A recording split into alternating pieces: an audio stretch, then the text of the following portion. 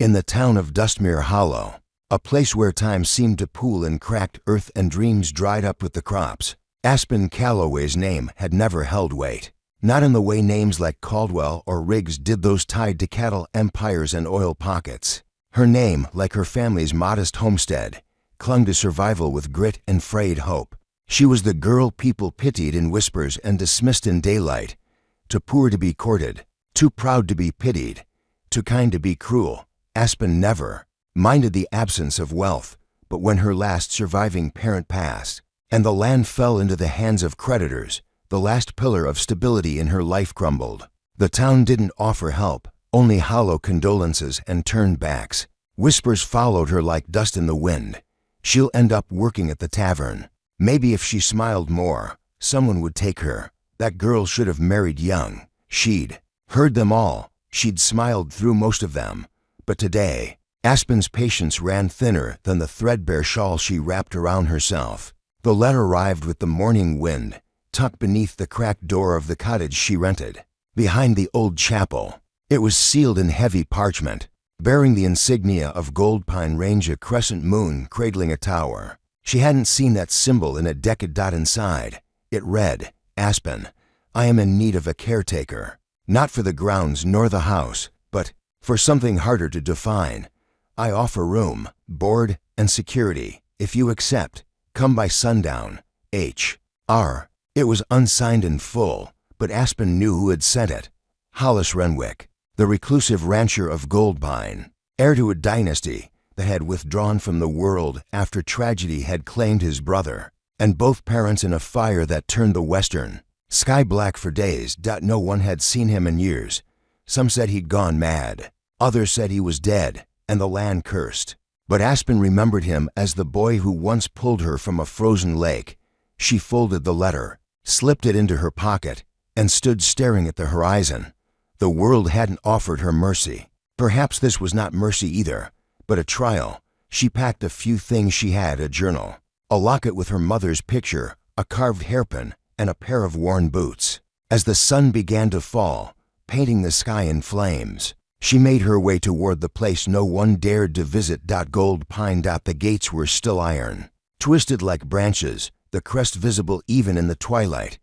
They opened on their own. Aspen hesitated, then stepped through.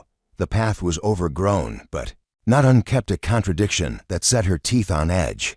Wild roses bloomed in chaotic bursts alongside the trail. The mansion loomed beyond, 3 stories of stone and shadow, windows like eyes that refused to blink. She knocked once. The door swung open, and he was there. Not a ghost, not a myth. Hollis Renwick. He stood with a cane, his figure tall but weathered, eyes dark as river rock. One side of his face bore the marks of fire, old but not faded. Yet his posture was unyielding. "You came," he said, voice like gravel and embers. Aspen nodded. "You asked." He studied her for a long beat, then stepped aside. "Then enter. The test begins." She passed the threshold, and behind her, the door closed like a secret. Gold Pine was alive in ways Aspen did not expect. Every creak of floorboard, every sigh of wind through the shutters felt intentional. Hollis gave her few instructions that night. He simply pointed to a room, hers, he said, and disappeared into the darkness. She expected chores. She found none. She expected rules. He offered silence. She expected loneliness.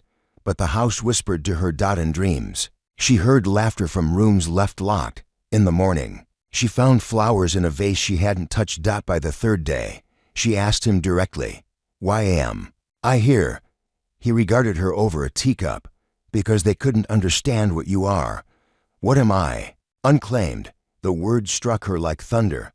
Hollis set the cup down, untouched. "In this world, power lives in names and money. But there is an older power, Aspen, found in those who survive with neither." She watched him. "Is that why you wrote to me?" His eyes darkened.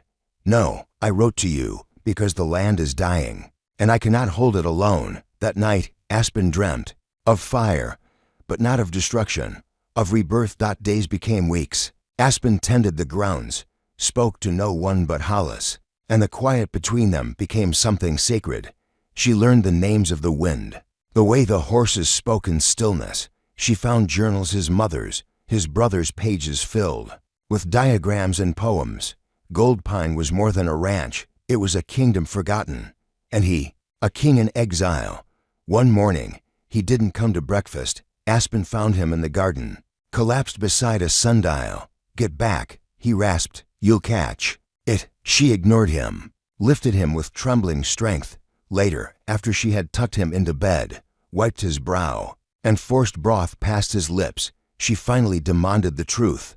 What are you dying of?" His reply was soft, "Inheritance." Then he slept. That night, Aspen found the family tree carved into the wall of the great hall. Names burned out, roots cut. Only one branch remained, Hollis Renwick. Below it, space for another. She understood then.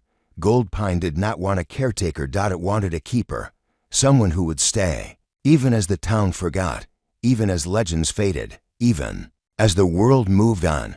The next morning, Hollis woke to find Aspen in the stables. Her sleeves rolled, her hair tied, her hands full of feed. She turned to him, smiled faintly. "You said it was dying. I say it can live." He stared at her a long moment, then nodded. It was not a confession. It was a vow, and somewhere, unseen, the land exhaled. But peace never lingers long in places where ghosts sleep. 3 riders arrived before dusk, dust devils at their heels, and one bore the Caldwell crest. Hollis watched them from the porch. Aspen beside him. "They want the land," he said. Aspen replied, "Then they'll have to take it." He looked at her. "Are you ready to be claimed?" She didn't answer. She stepped forward, toward them. And whatever came next. The men rode with dust caked to their coats and contempt in their eyes. Aspen stood at the gate of Gold Pine, hands empty but shoulders squared, while the golden light of dusk etched her outline. Like a burnished blade, Hollis remained on the porch, his cane steadying the body that betrayed him more each season. The lead rider dismounted slowly, his spurs jangling with calculated menace. Well, drawled the man in the middle. Gideon Caldwell didn't think the reclusive king of Gold Pine would send a girl to greet us. Aspen didn't blink. "The king's alive. You can speak to him yourself." Gideon tipped his hat with a mocking smile. "I prefer speaking to the one with fire in their eyes." His words didn't rattle her, not the way they used to when men like him strutted through town tossing coins at tavern girls and threats at debtors. Aspen had learned long ago that loud men were often the weakest. It was the quiet ones who made storms. "Then speak," she said, "but do it plain." Gideon chuckled. "The sound dry as bone. Gold Pine sits on over 5,000 acres, prime grazing, untouched riverfront, mineral-rich soil. It was one thing when it lay dormant, but we hear it's waking up, new life, new value." Aspen said nothing. He continued, "We're offering a buyout, generous, more than generous, considering the condition of the land. It's not for sale." Gideon glanced at his 2 men, sharing a grin that said, "She doesn't know the game. Everything has a price. Some things don't." One of the riders shifted in the saddle. His hand hovered near his belt. Not a draw, not yet, but a warning. Aspen's eyes flicked to Hollis. "You hear them?" she called over her shoulder. "I hear." Hollis stood, slow and deliberate. The cane met the porch wood with a click that echoed down the drive. "But it sounds like thunder from men too far to matter." Gideon's face twitched. "You don't have long, Renwick. Everyone in town knows you're dying. When you go, they'll rip this place apart. She can't hold it alone." "She won't have to," Hollis said. Aspen didn't look back. "You think Gold Pine's made of stone and grass, but it's made of memory, and no amount of gold will buy what was planted here." The men were quiet for a moment. Then Gideon mounted again. "That sounds a lot like a fairy tale. So did fire once." Aspen replied, and the gates of Gold Pine closed behind them. That night, Aspen sat on the rooftop, knees tucked beneath her, watching the stars flicker above the dark hills. Hollis joined her, grunting with effort as he settled beside her. "You spoke like someone who's worn a crown before," he said. She shook her head. "I spoke like someone who's had everything taken and learned not to ask permission anymore." Hollis regarded her in the starlight. "They'll come back. I hope they do. Then we'll know where to aim." He let out a short, low laugh. "You remind me of my mother. When she was younger, before the fire, fierce and soft, like a wildfire wrapped in silk. Aspen glanced sideways at him. You never talk about her. There's a difference between burying pain and letting it grow quiet. I've done both. They fell into silence, the kind that didn't ask for filling. Below them, the wind moved through the apple trees, setting their branches dancing in the dark. What will you do if they return with papers and lawmen? She asked. After a while, then we stop playing their game, he replied. And play ours, he nodded. But only if you're willing. This place that's not just a house. It's inheritance, yes, but not the kind that kills. It can become what we need it to be. Aspen looked up at the stars again. Then we build something, too strong to be buried.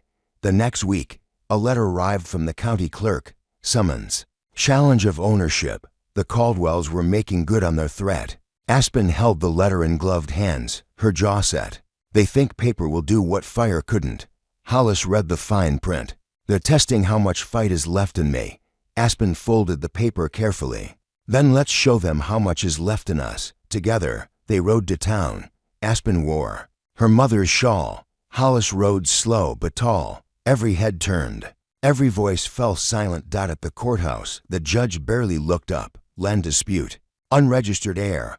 Lack of succession papers. Aspen stepped forward. Gold Pine was never sold. Never transferred. The Renwicks own it. And Mr. Renwick is incapacitated. Is he not? The Caldwell lawyer sniffed. Terminal? He's here, Aspen snapped, and standing, and has more presence than any man in this room.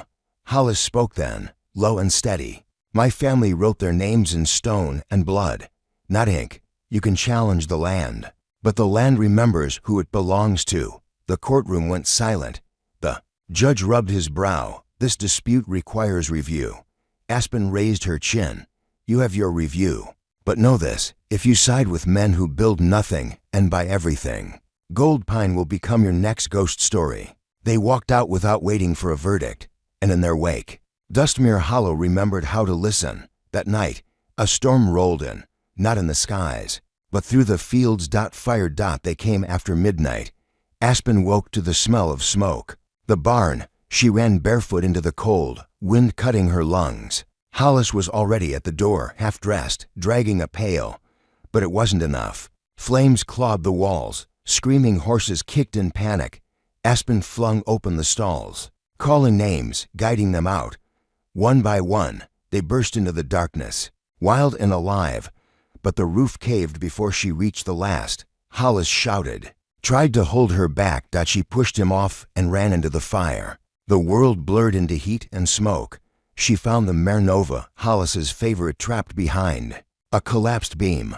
Aspen screamed, shoved, lifted. Something gave. The mare bolted. And Aspen collapsed. She woke in the main house, her arm bandaged, her face blistered. Hollis sat beside her, eyes red. You could have died. I lived. You're not supposed to save everything. Then why did you save me? The question hung between them. Neither answered. But in the silence, something settled. Not surrender.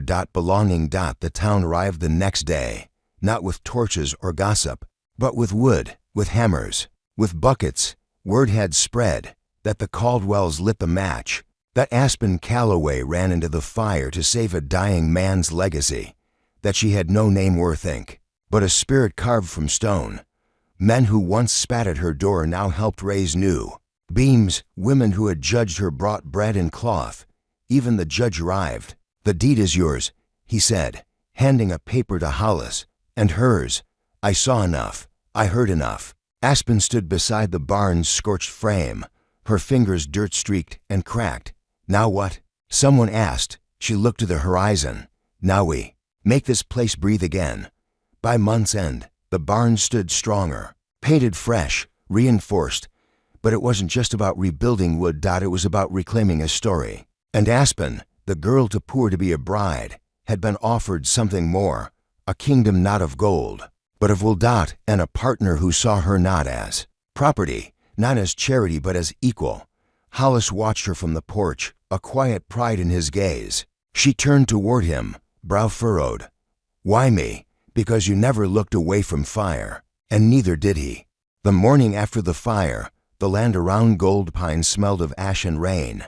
A storm had come just before dawn, soaking the last embers of the burned barn and bathing the ground in a bitter perfume of charred wood and wet earth. The townsfolk had returned to their homes, leaving behind sawdust, half-finished repairs, and silence. Aspen rose early despite her burns, her arm stiff in its bandage, the skin beneath tight and raw. The pain was a living thing that followed her like a shadow, but she ignored it. She had things to do. She moved slowly through the wreckage. The barn's skeleton stood bare now, ribs of timber stretching toward the sky like a gutted beast. Hollis had insisted she rest, but Aspen had never been the sort to sit still while something broken begged to be rebuilt. Nova stood nearby, her flanks still dusted with soot. The mare watched Aspen with dark eyes that held memory. Aspen ran a hand down the horse's neck. "Still here," she murmured, still standing. Behind her, Boots approached. Hollis's gait was uneven but steady. "She'll need a new stall," he said. "We'll have to tear down the last wall. It's more honest this way," Aspen replied. "Let it all fall. Start from dirt." He nodded, eyes scanning the horizon. "They haven't come back. They will. And when they do." Aspen looked at him, her voice steady. "Then we meet them in the open." The days stretched long. Aspen worked with one arm, learning to use her left hand where her right failed her. Hollis kept to the forge beside the stables, crafting hinges and nails by firelight. Every hour carried the echo of purpose. But at night, the silence grew strange. Gold Pine had never been a quiet place, not truly. The land hummed, the trees whispered, but something had shifted since the fire. Aspen would lie awake listening to the wind drag across the roof tiles, and she'd feel it not dread, exactly, but warning. She began dreaming of the boy who pulled her from the lake. Not Hollis, the other one. His name was Elias Grange, and he'd been the closest thing Aspen ever had to a first love. He was dirt poor, like her, wild-eyed and sharp-tongued. They'd shared stolen apples and dreams of leaving Dustmere. He had joined a roving crew at 16. Driven by hunger and anger, she hadn't seen him since the day he kissed her hand and told her he'd bring back enough gold to build her a house with a tower. He hadn't returned. Until now, because on the fourth morning, Aspen found a boot print near the pasture gate, fresh, wide, and pointed with a familiar heel. Drag, a gate she knew, one that limped from an old bullet wound, and Hollis had said nothing. That evening, she stood in the parlor and confronted him. "He's back." Hollis didn't look up from his ledger. "He's been back. How long?" "3 days. And you didn't think I should know." He closed the book gently. "I thought you might need time." Aspen paced to the hearth, fingers clenching. "You knew about us. You said his name in your sleep." Silence stretched between them, not bitter, just full. "He came to see you." He came to see what had changed, what had grown here. Aspen turned to the window. He was always looking for the next thing, the next place, maybe. Or maybe he was looking for something worth staying for. She didn't answer. Outside, the wind shifted, and the past came knocking. Elias Grange arrived before supper. Same eyes, same swagger, a scar on his cheek now, new since she last saw him, dust on his collar, a colt on his hip. He looked like the kind of man stories admired and mothers warned about. "Aspen Calloway," he said, stepping off his horse. "You haven't aged a day." "You have," she replied. "Hard living doesn't suit everyone." He laughed, the sound warmer than she'd expected. "Still got that fire. I miss that." "What are you doing here, Elias?" He glanced past her to the house. "Heard about the fire. Came to help." The morning after the fire, the land around Gold Pine smelled of ash and rain. A storm had come just before dawn, soaking the last embers of the burned barn and bathing the ground in a bitter perfume of charred wood and wet earth. The townsfolk had returned to their homes, leaving behind sawdust, half-finished repairs, and silence. Aspen rose early despite her burns, her arm stiff in its bandage, the skin beneath tight and raw. The pain was a living thing that followed her like a shadow, but she ignored it. She had things to do. She moved slowly through the wreckage. The barn's skeleton stood bare now, ribs of timber stretching toward the sky like a gutted beast. Hollis had insisted she rest, But Aspen had never been the sort to sit still while something broken begged to be rebuilt. Nova stood nearby, her flank still dusted with soot. The mare watched Aspen with dark eyes that held memory. Aspen ran a hand down the horse's neck. "Still here," she murmured, "still standing." Behind her, Boots approached. Hollis's gait was uneven but steady. "She'll need a new stall," he said. "We'll have to tear down the last wall. It's more honest this way," Aspen replied. "Let it all fall. Start from dirt." He nodded, eyes scanning the horizon. "They haven't come back. They will. And when they do." Aspen looked at him, her voice steady.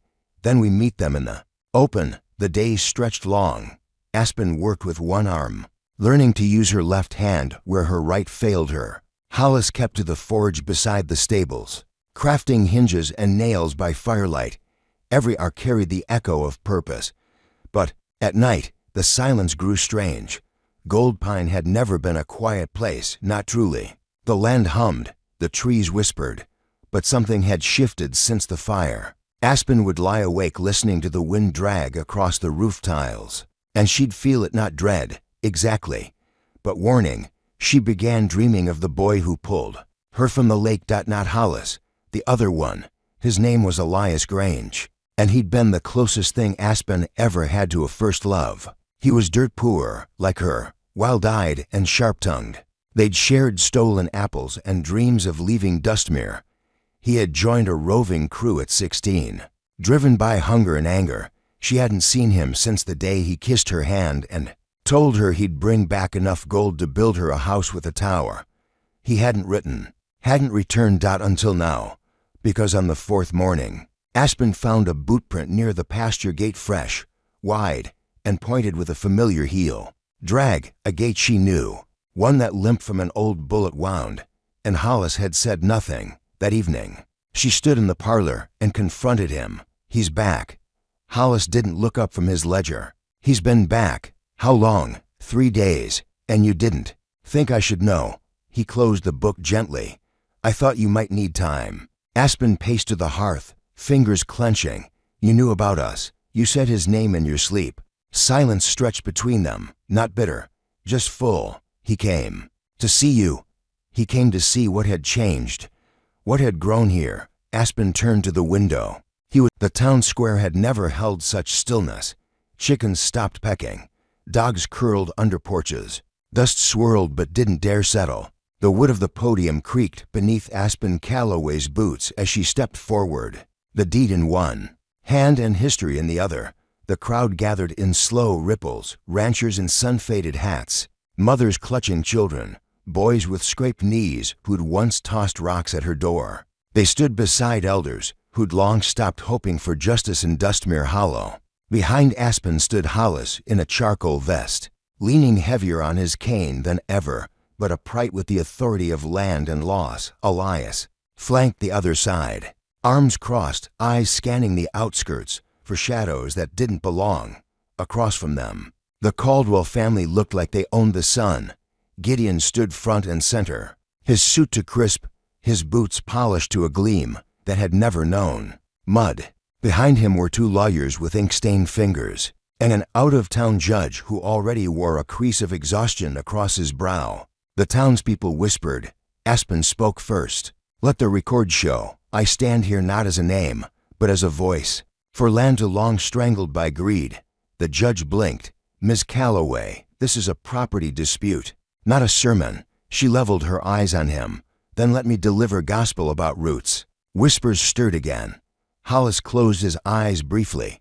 He had warned her not to lean into poetry, but Aspen had never been able to leave truth unsaid, no matter how it burned. This deed. She held it high, the edges frayed and fingerprinted. With time is not merely ink. It's sweat, it's ash. It's the calloused hands of every Renwick who buried their lives into that land. Gideon's lawyer cleared his throat. And yet, the land was never properly transferred to Ms. Calloway. Mr. Renwick is terminal. Without legal succession. He lives, Aspen snapped. He breathes. He stands. Hollis raised a hand, silencing her. "Let me." His voice was low, wind-worn. The land was never for sale. It was never meant to be written away in ledgers. It passes by choice, by conviction, and I choose her. The judge exhaled. That may hold in folklore, Mr. Renwick, but the law demands paper. Then let me show you. Something older than law. Aspen stepped down, walked through the crowd. The people parted like water. She reached the edge of the square where a boy stood beside a cart. Lucas, she lifted him up, stood him on the podium beside her. Tell them where your grandfather worked. The boy squinted into the sun. At Gold Pine. 40 years, grew apples, and your uncle, still there, fixes fences, and you? Lucas puffed his chest. I feed the horses. The crowd chuckled softly. Aspen turned to the judge. You want proof of succession? Ask the people who never left. She lifted another child. An old woman stepped forward. Then another. Names with dirt under their fingernails and stories in there. Wrinkles, one by one, they claimed Gold Pine, not in ownership, but in belonging. The Caldwell lawyer leaned in, whispered. Gideon frowned. Objection, he barked. This is spectacle. It proves nothing. Aspen looked at him. Fire licking her words. You want ledgers. I've got them. You want signatures. I have those too. But none of it matters if the land you claim has never known. Your bootprint. Elias stepped forward, holding a thick-bound ledger. Gold Pine payroll, every season. Every worker, every trade. You ever paid a hand, Gideon, or just bought judges? The square trembled with murmurs. The judge shifted. Let's focus. Does Mr. Renwick declare her successor? Hollis nodded. By oath, by trust. The judge hesitated, then nodded once. The land stays with the Renwicks. Ms. Calloway is recognized as successor. The crowd roared. But Gideon didn't flinch. He smiled, which worried Aspen more than any threat. That night, she couldn't sleep, not with the image of that smile curling like smoke in her memory. Elias found her in the orchard, pacing between trees that shimmered silver in moonlight. He's not done, she said. That double quotes no. But he lost, and that burns men like him more than fire ever could. She looked at him. Why are you still here? He shrugged. To see how the story ends. She didn't smile. It's not a story. Could be a good one. She turned away. Stories end. I want something that keeps growing. He stepped closer, then build it with someone who knows how to stay. The silence between them wasn't charged. It was steady, like rain against old wood. You think you've changed, she said. I know I have. Then prove it. Stay, not for me. For something bigger. He nodded once. I will. 2 nights later, the barn burned again, only this time, it didn't catch. Because Aspen had seen it coming. Elias spotted the figure slipping past the ridge line. The dogs barked, the alarms hollered, and the town rode in with water, with ropes, with shotguns. Gideon Caldwell wasn't with the arsonists, but one of his men was, caught red-handed with a scorched glove and a bottle of kerosene. The sheriff, who'd never dared pick sides before, made his first honest arrest in 5 years. By morning, Dustmere whispered a new story. The land chose her, the fire tested her, and even the shadows couldn't unmake what she had grown. Aspen stood on the porch, hands dusted in soot, clothes soaked. Hollis beside her, a rifle in his arms. Elias leaning against the rail, grinning. The barn still stood, not perfect, but enough. Weeks passed. Winter curled its fingers through the valleys. The trees bowed. The wind turned knife-sharp. Inside the house, they lit the fireplace. Aspen read old journals by lamplight. Hollis wrote letters to friends he thought he'd lost. Elias carved horsetack, his hands steady, his eyes quiet. One evening, as snow began to fall, Aspen set her book down. When spring comes, I want to plant something new. What kind? Hollis asked. Something that doesn't feed or sell. He looked puzzled. Then what for? Beauty, Elias nodded. Like a promise. She smiled. Exactly. They spent the winter building small things. A coop for more chickens. A bench beneath. The old pear tree. A sundial with no numbers. Just stones for each season. Aspen wrote in her journal each night, recording not just the events, but the feelings. I am not lost. I am not less because I came with nothing. I am made of the land I chose to fight for. She no longer dreamed of drowning. Now she dreamed of roots. And when spring finally returned, soft and green and defiant, she stood on the porch, with a shovel in her hand and a box of wildflower seeds, not to plant a boundary, but a beginning. The snow melted slowly in Dustmere Hollow, first from the roofs, where winter's sunlight lingered longest, then from the fields, where stubborn patches clung to the shade. Streams began to run again, timid at first, then sure. Gold Pine breathed. With it, Aspen watched the thaw from the window of the sitting room. A mug of cooled tea in her hands. The seeds were still in their box on the mantel, labeled in her tight cursive, to bloom where fire passed. They hadn't planted yet. The ground was still too hard, the frost not yet fully broken. But she had the spot picked, the western slope, where nothing had grown since the fire. She wanted to make it bloom, not to forget, but to mark survival. Across the room, Hollis worked with the steadiness of habit, carving a new leg for the kitchen chair Elias had cracked trying to lift a hog barrel alone. He insisted it was because Aspen had glared at him, but she knew it was because Elias couldn't stop proving himself useful even when no one asked. And lately, he had stopped leaving, not just in the physical sense. He stayed close. He listened. He was no longer a man caught between town borders and imagined horizons. He belonged here now, in a quiet way. Still, something lingered between them, a silence not quite resolved. That afternoon, Elias rode out to the ridge alone. Aspen watched from the porch. He didn't tell her where he was going, but she knew it. Wasn't to escape.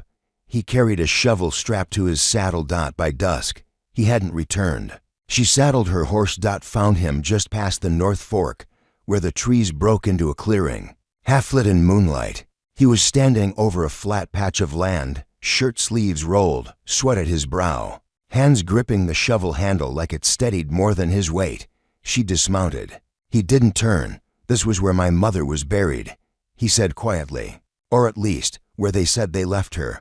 I never found a marker. Aspen stepped beside him. I thought she ran off. That's what they told me, that she couldn't take the drinking, the silence, the bills, but she didn't run. She died, alone. He looked at her then. I rode for years thinking I had to chase what she left behind.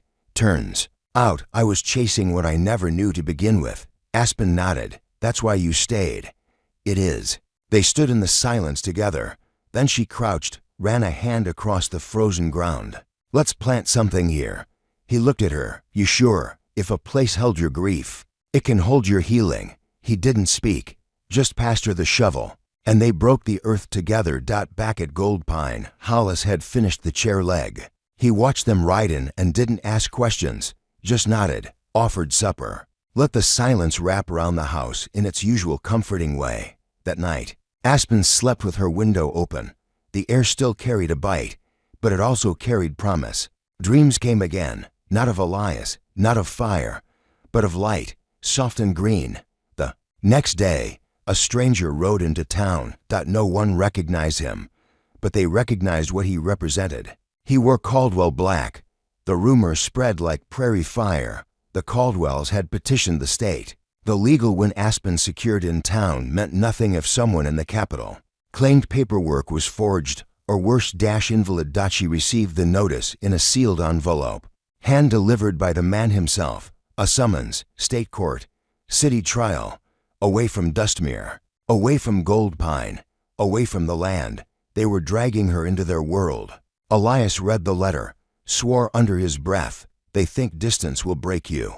Aspen didn't flinch. Let them. Hollis leaned in the doorway. They want you to get scared, to run. Aspen folded the letter. Then we give them the opposite. We go. We walk into their world. We don't ask. We take our place.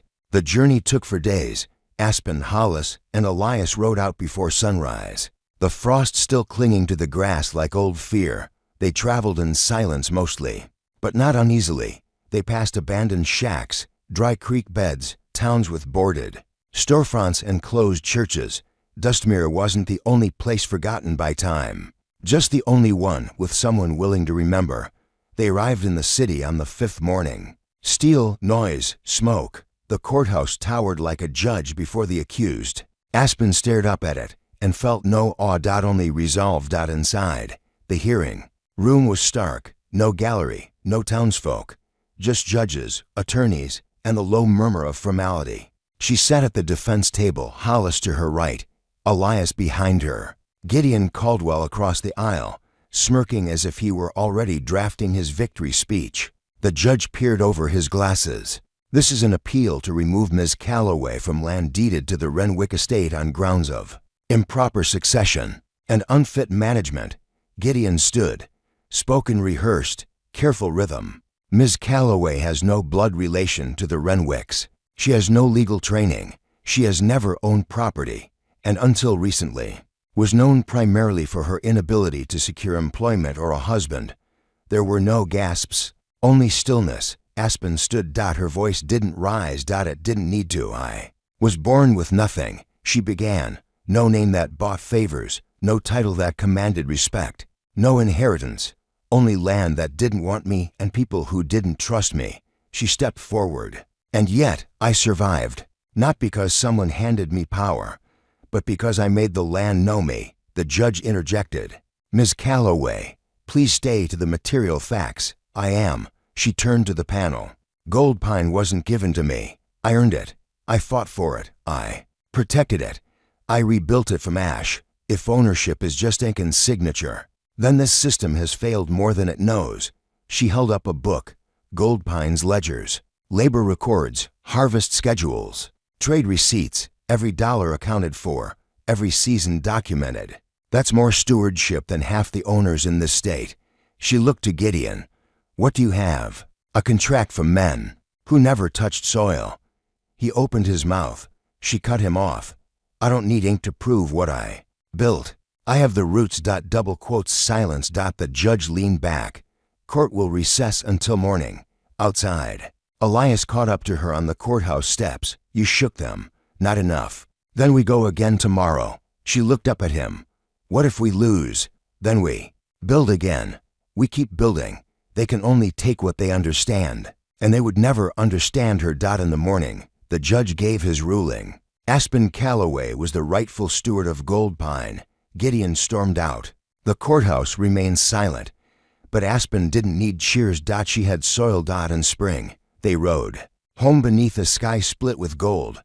Dustmere reappeared over the ridge like an old song. The house stood untouched. The fields, UNBOTHERED. Nova Nate in greeting. Inside, Aspen unpacked. At dusk, she took the seed box from the mantel and walked to the western slope. Elias followed. No words, just shovel, just earth. They planted under moonlight. Where fire once devoured. Where roots now reached. And in the hush between stars, she said the words she'd written weeks before. The story took us a long time. If you like it, subscribe. Now, back to the story. Then she pressed her palm to the dirt and gave thanks. The wildflowers came in waves. First, the bluebells, quiet, stubborn things, rising like whispers on the wind. Then the firewheels, red as memory and almost as fierce. Aspen watched them bloom across the western slope, the earth still healing from what had tried to claim it. Elias called it a resurrection.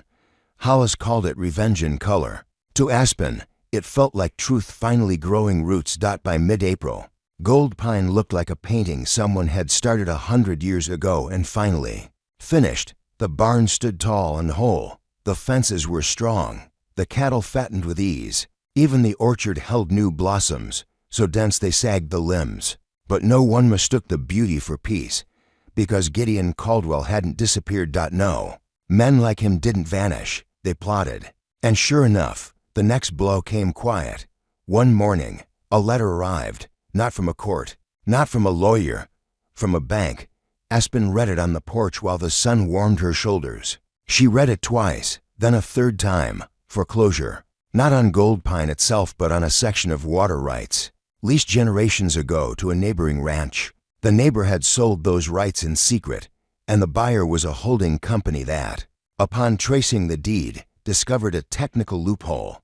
They now owned the South Irrigation Canal, the lifeline of Gold Pine's back pastures. It was no accident. Aspen handed the letter to Hollis. His mouth tightened into a grim line. He found another way in, through the ground this time. She said, not the gates. Elias spat in the dirt. There's got to be a way to fight it. There is, Aspen replied, but it won't be in court. That afternoon, she rode to the canal. It ran wide through the lower fields, fed by snowmelt and runoff from the northern ridges. Aspen had walked it 100 times with her father, knew every bend, every stone, every place where the water flowed, fastest and where it could be turned. She stood at the main gate, a rusted iron valve box wedged into a concrete pit. A lock had been welded shut across it. Fresh, clean. She stepped back, then turned. 2 days later, she was in town, talking to every rancher who'd ever depended on that same canal. She laid it out clear. They took the lock. Next they'll take the stream, then the land under it. And once that's gone, your cattle won't have a trough to drink from or a patch of grass to chew. Most were wary, some were angry, but one by one, they nodded. They remembered the fire. They remembered the trial. They remembered the woman who had walked into the courthouse and walked out with her land intact. Now she asked for more. Not for herself, for them. They gathered at dusk, 12 ranchers in weathered coats, axes and crowbars in hand. The lock came off first. The valve spun next. Water flowed. By dawn, the company had filed a complaint. By noon, the sheriff delivered another notice. Aspen accepted it with a nod, but the water kept running. The holding company could sue, but they didn't own the people, and the people stood behind her. That night, the porch filled with quiet visitors. One brought jars of peach preserves. Another left a jug of homemade whiskey. A child left a drawing in crayon, a house, a son, and a woman standing taller than the roof. Aspen hung it on the kitchen wall. Next to it, she pinned the foreclosure notice. Not to mourn. To remind.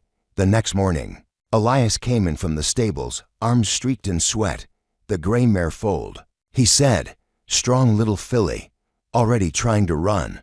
Aspen smiled. "We'll call her Mercy." He raised a brow. "You think Gideon deserves that? It's not for him." She turned to Hollis, who sipped tea by the fire. "It's for us." Weeks passed. The holding company never returned. The sheriff stopped delivering letters. Someone had quietly pulled the legal strings tight enough to choke Gideon's last angle. But then came the stranger, not from Dustmere, not from the bank, a man in military wool, gray eyes, clean hands. He rode in on a quiet horse and asked for Hollis by name. "Friend or debt?" Aspen asked. The man removed his hat. Old oath.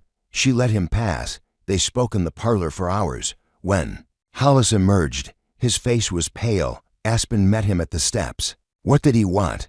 He wanted a favor.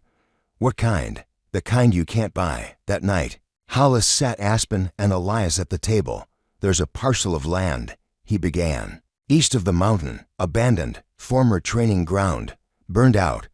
But it has value.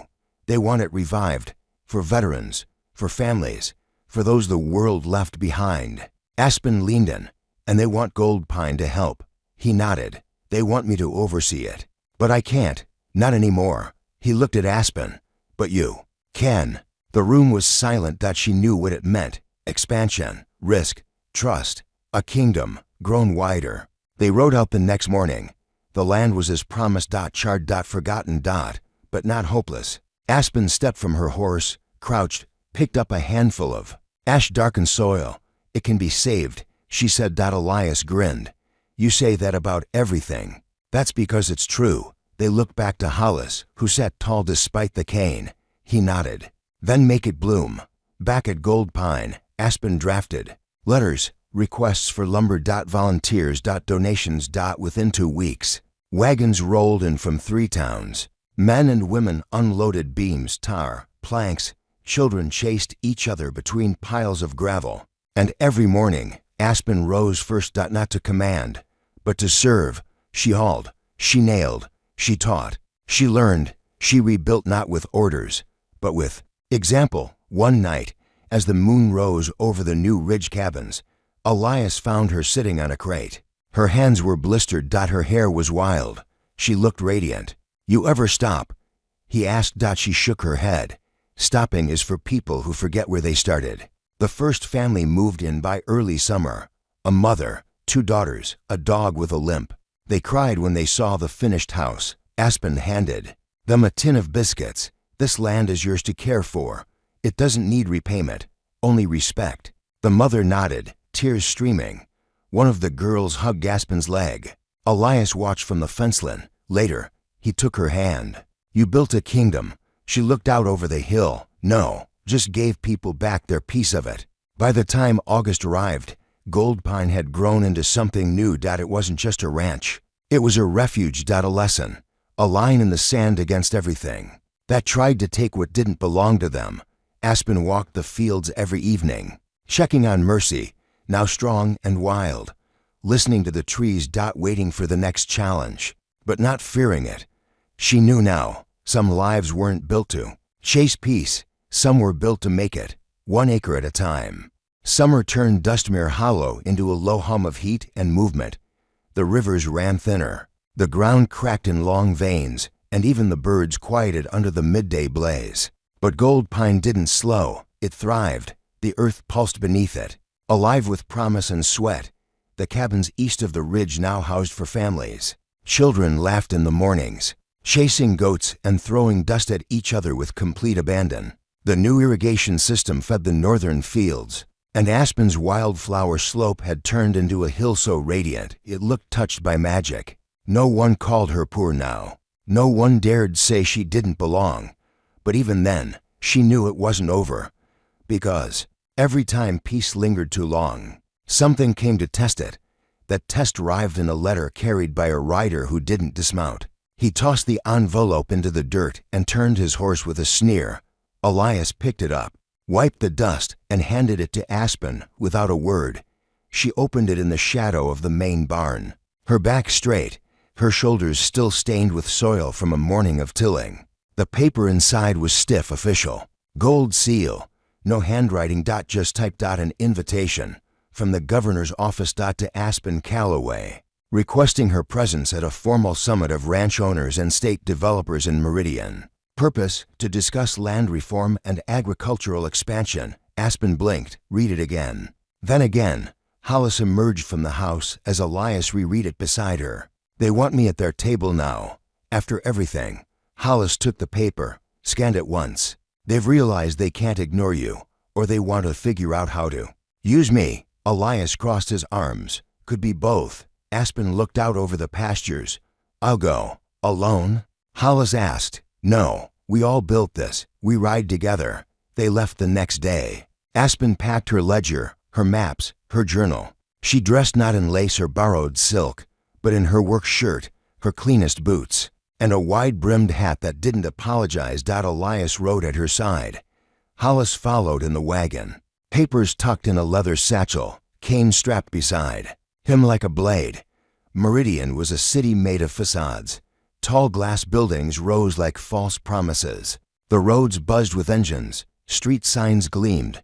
But underneath, Aspen could feel the hollowness, the way people looked through one another, the way smiles didn't touch eyes. She missed the dirt immediately.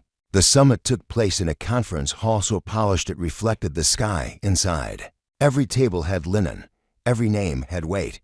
Every handshake felt like a negotiation. Aspen took her seat at the center table. Her nameplate sat opposite a man named Calder Blackwell, a developer with hands too soft to have ever lifted anything heavier than a pen. He wore wealth like a second skin. His smile was smooth, his voice sharper than necessary. Double quotes Ms. Calloway. He greeted. "An honor to finally meet the woman who tamed the hollow." She returned the smile with steel. "I didn't tame anything. I listened. Even better. Then perhaps you'll hear our proposal." The presentation unfolded with calculated charm. Charts, graphs, projections. Blackwell's team spoke of growth, progress, statewide irrigation lines, controlled cattle markets, centralized grain pricing. "You're talking about monopoly," Aspen said. "We're talking about efficiency," Blackwell countered. "At the expense of autonomy. At the benefit of survival." He tapped a chart. "Ranching is dying. You may have lit a fire in Dustmere, but that won't last. You need partners, resources, infrastructure." Aspen stood. "You mean control?"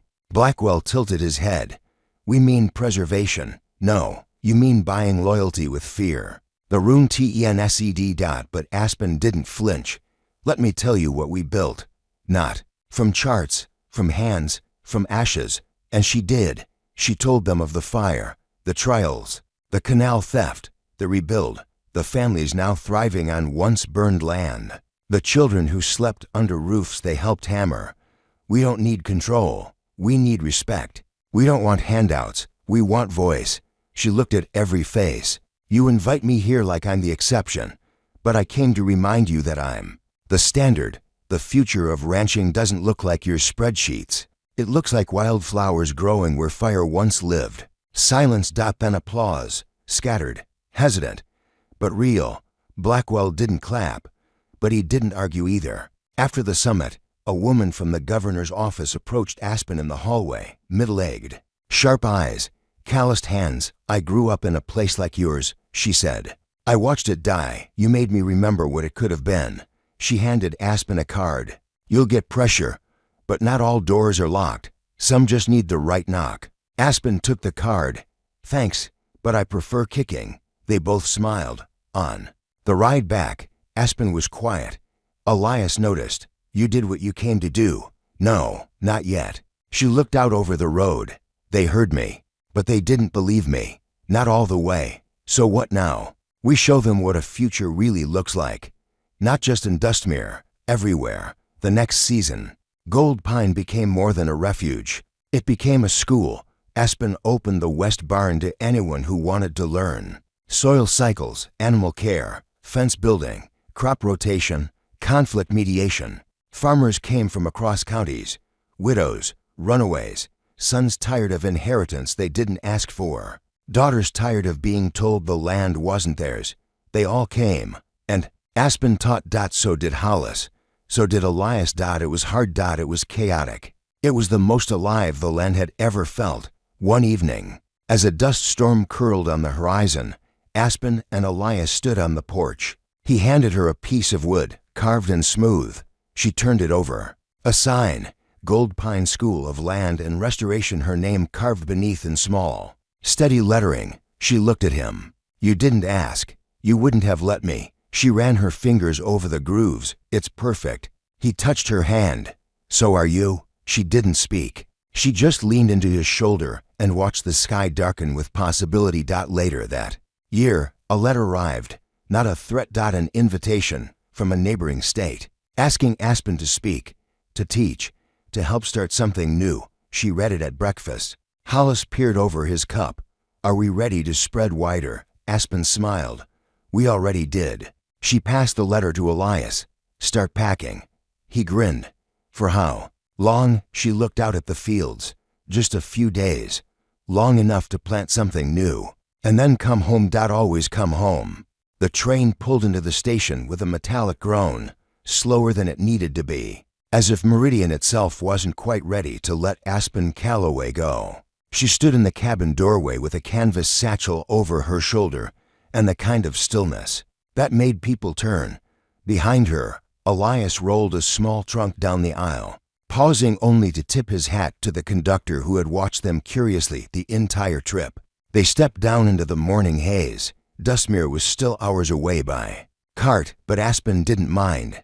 The trip had served its purpose. In 2 days, she'd taught 3 workshops, spoken to 7 different community organizers, and visited to struggling cooperatives on the outskirts of town. One of them, a women-run farm battling drought, had asked if she'd be willing to visit again. Aspen had said yes before the question was finished. They didn't need a savior. They needed a reminder, and she knew how to give it. Back in Dustmere, Gold Pine moved without her, but not aimlessly. Hollis kept the books, stricter than ever. The students took to the fields in shifts, following schedules pinned to the inside of the stable doors. One of the older boys, Micah, had stepped up to oversee the orchard. When Aspen and Elias returned, they found the grounds buzzing with quiet order. Goats bleated. Horses lined up at troughs. The north pasture had been half replanted with barley. She was proud, but something else lingered. A question, not of what came next, but of how long she could keep building in one place before she'd need to start again somewhere else. That evening, as the sun melted into the far hills, Hollis knocked on her door. He entered holding a small envelope. No return address. just her name, written in ink that bled slightly at the corners. Aspen opened it. Slowly, inside was a photograph of her from years ago, before Gold Pine, before the trial, before the fire. She stood in front of the town's general store, shoulders hunched, jaw set, defiant and uncertain all at once. On the back, in tiny print, "You still owe me a story." She stared at the writing, her stomach tightening. She didn't need to ask who it was from. Only one person would write that. Only one person she'd left behind without explanation. His name was Finch. They'd met during a harsh winter 6 years earlier, when she'd passed through a border town with a busted boot heel and less than $1 in her coat. He'd offered her work, then shelter, then conversation. They'd talked every night over chipped mugs of coffee. Nothing romantic, just presence, just understanding. Then, one morning, she'd left before sunrise. Left a note, a thank you, a goodbye. He never wrote. Until now. Elias stood in the doorway, reading her face before he said a word. "You okay?" She handed him the photo. He studied it, then nodded. "You going to answer?" She took it back, folded it once, and slid it into her journal. "I already did, years ago.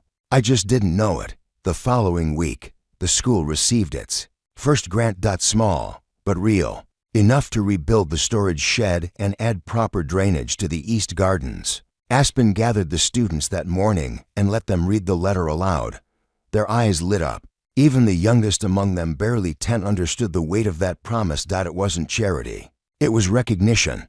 A few nights later, Aspen sat by the pond behind the barn, knees drawn to her chest. Elias joined her quietly. He didn't speak, didn't need to. But after a while, she turned. "I've been thinking." He smirked. "I know. Your journal's been open all day." She smiled faintly. "What if we build another one? Another Gold Pine?" She nodded. "Somewhere else. Not to leave this behind. Just to start a branch, like a seed."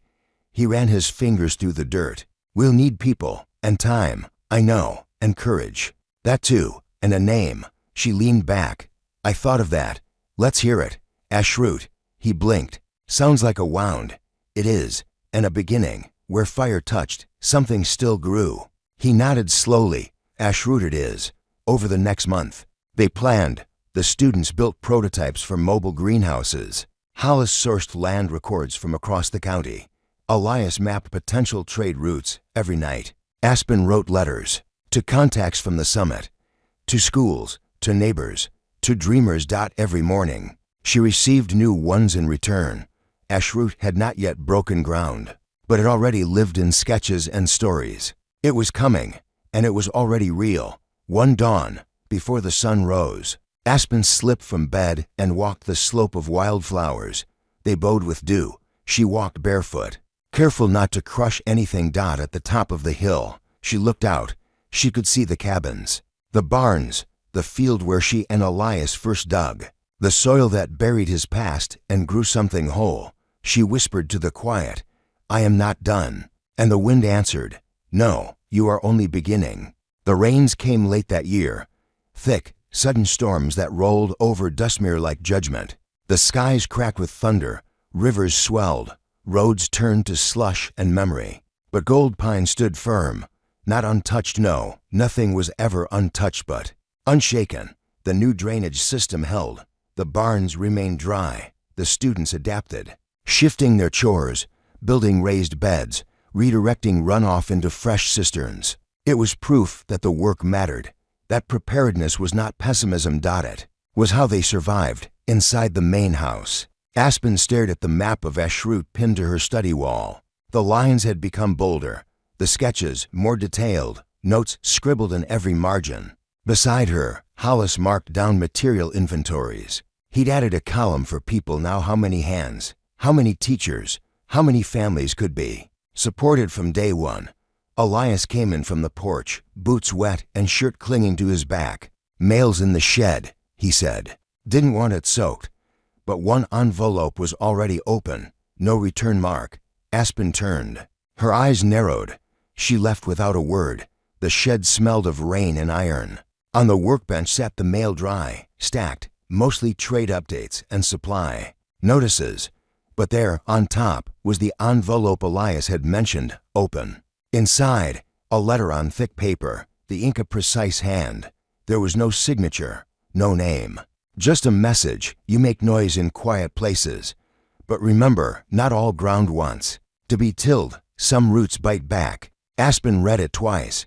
Then she burned it. That night, she said nothing of the letter. She cooked stew while Elias chopped wood outside, while Hollis went over budgets beside the fire. The house was warm, whole, but in her chest, a slow chill gathered. It wasn't fear. It was memory. Of warnings, of men like Gideon who never truly left. But she wouldn't mention his name, not now. Not when the land was thriving and the future had shape. Instead, she doubled down. By early spring, Ashroot's first boundary post was driven into the soil. It was a silent moment, no ceremony. Just Aspen, Elias, Hollis, and 3 of their oldest students. They dug together, set the stake, stood back. The ground accepted it. Aspen whispered, "Begin." Work accelerated.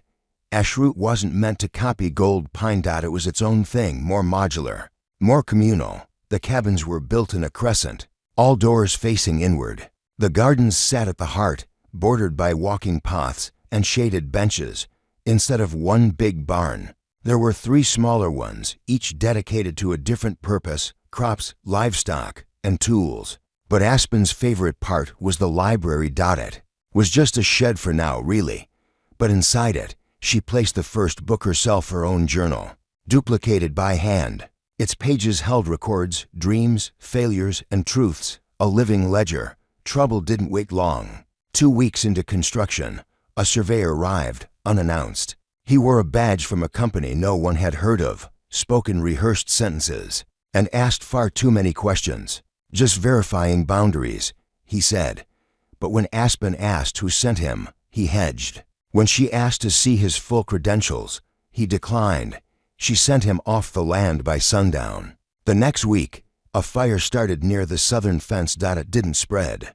They caught it fast, but Aspen found the matchbox, a bar in Meridian. She brought it to the sheriff. He shrugged, no proof who lit it. Aspen didn't argue. She'd been through this before. Instead, she called a meeting. All the students, all the workers, anyone who had touched a beam or hauled a sack of soil. She stood on the porch of the unfinished main hall. "We are not naive," she said. "We build in plain sight, which means some will want us to stop. Not because we threaten them, but because we show what's possible, what they failed to do." She paused. "They'll use silence, laws, fire, fear, but we've outlived. Worse," she held up her hand. "Whoever wants to leave, no shame. But if you stay knowing this: they cannot burn what we rebuild. Not if we hold the line together." No one moved, not one soul. That night, Elias sat beside her under the stars. "You always know what to say," he murmured. "I don't. I just say what I wish someone had told me back when I didn't know if survival was worth it." He turned to her. "And is it?" She looked up. "Now it is." 3 months passed. Ashroot rose. The first harvest was modest: squash, beans, wild herbs, but enough to families moved in. One widow with a child who refused to speak. One former cattleman who'd lost a leg in an accident and was told he had nothing left to give. Ashroot proved them wrong. It always would. Late that season, Aspen found a package on her porch, wrapped in waxed cloth. No note. Inside. A book. Her journal. The original. Returned. Its last page had been added to. One sentence. Still listening. She smiled and placed it back on the shelf. There was always room for old stories in new libraries. The first snow of winter dusted the Ashroot cabins like sugar on bread. It came early, light but sure, frosting the hills and outlining the garden beds in silver. Inside the communal hall, the fire crackled strong. Aspen stood by the window, watching. Children chased each other through the flurries. Laughter echoed through the cold. Behind her, Hollis sorted dried herbs, each jar labeled in his steady hand. Elias chopped wood out back. Rhythmically, each strike like a heartbeat. Ashroot was no longer a seed. It had rooted. It had grown. And now it endured. But something in Aspen remained unsettled. It was in the silence between moments.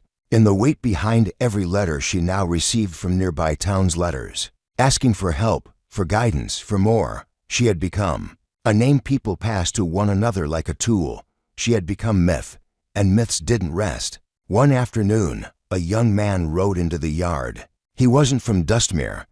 He wasn't dressed like any laborer, clean coat, clean boots, but with the stiff posture of someone to use to control. He asked for Aspen. When she met him by the main barn, he handed her a letter sealed with the Caldwell crest, not Gideon's, his sister's, Clara Caldwell, the youngest, the one no one ever mentioned. Aspen opened it while the messenger stood awkwardly nearby. Shifting from foot to foot, Clara's words were precise. I am not my brother. I never was. What he did alone. But the land he destroyed still bears our name. I want to rebuild, not for profit, for penance. I ask for your guidance. Aspen read the note again. Then again. She dismissed the messenger with a quiet nod, then walked the long slope to the south cabin, where Hollis waited. He read the letter with his brow furrowed. She was 12 when the fire took their estate, he said. She disappeared. After, I always assumed she went east, or stayed silent. She's not silent anymore, Aspen replied. Elias entered, hands still stained with cedar. Do you believe her? He asked. Aspen didn't answer right away. Instead, she folded the letter and tucked it into her coat. I believe the land calls different people in different ways. Maybe guilt brought her, maybe hope. Hollis watched her. You're going, then. She nodded. 3 days later, she rode east. Clara met her outside the remnants of the old Caldwell ranch. The main house was long gone, reduced to blackened beams and weeds. But the foundations remained. The soil still remembered.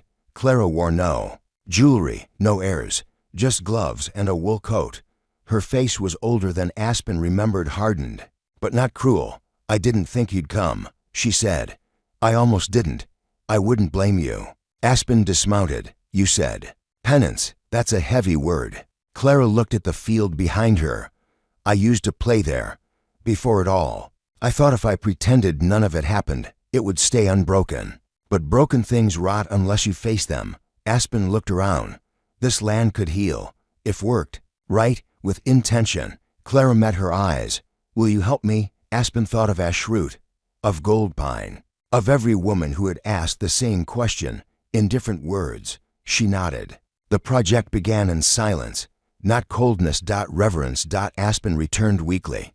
She didn't move there. But each time she came, she brought something: seeds, tools, books. Students began visiting in rotation. Elias helped clear the burned root systems. Hollis sketched designs for irrigation. Clara worked harder than anyone. She slept on the floor of a storage shed. She ate last. She spoke rarely, but she listened.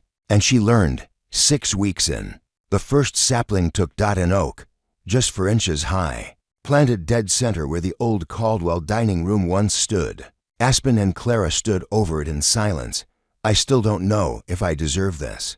Clara whispered. It's not about deserving, Aspen replied.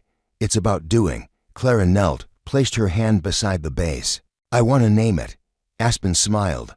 Then do. Clara exhaled. Let's call it Grace. Back at Ashroot, the community grew. A 3rd greenhouse was built. A small clinic opened, run by a midwife who'd once been turned away from the city for not having the right license. And Aspen started training 3 new leaders. Micah. Soraya.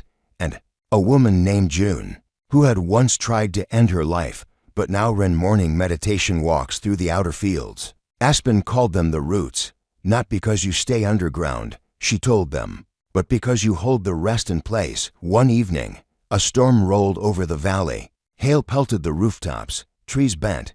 A cabin lost part of its outer wall, but no one panicked. They worked together. By morning, everything was patched, and someone had carved a message into the barn door. We bend. We do not break. That winter, Aspen finally returned to Dustmere's church, the one where she'd rented a room behind years ago. She stood at the back pew, staring at the cracked altar. The preacher had long since gone. The doors still creaked, but it was quiet. Clean. She left behind a box inside. She placed her second journal, a loaf of bread, a bundle of dried mint, and a note for whoever needs to begin. By spring, Clara's land bore rows of green dots she named the new space redfern, not after her family, after the weed that had once overtaken the ruins and now was harvested, repurposed, remade. From rot to remedy, Aspen stood at the gate one morning, arms crossed, smile faint. Clara approached. Think it'll last? Aspen didn't answer. She just pointed to the oak. It had grown, and beneath it, kids were laughing. Later that month, Aspen returned home.